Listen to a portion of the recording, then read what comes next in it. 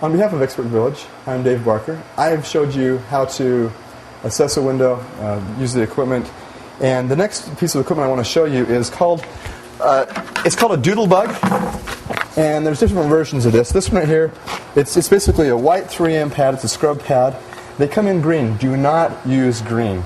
The reason why you don't want to use green is it will scratch the glass. You don't want to use something harsh like a razor blade or something that might be rusty, such as this.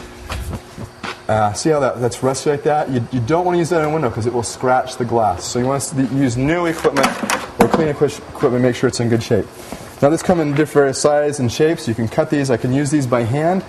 I can also put this on a swivel that flexes into a pole.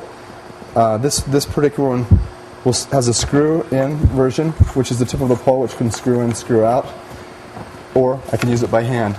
There's a smaller handle that they just cling on with Velcro on the back, or little Velcro-type plastic tips that will hold it in place. And I'm going to show you how to use these when I clean the window in the next segment. Thanks.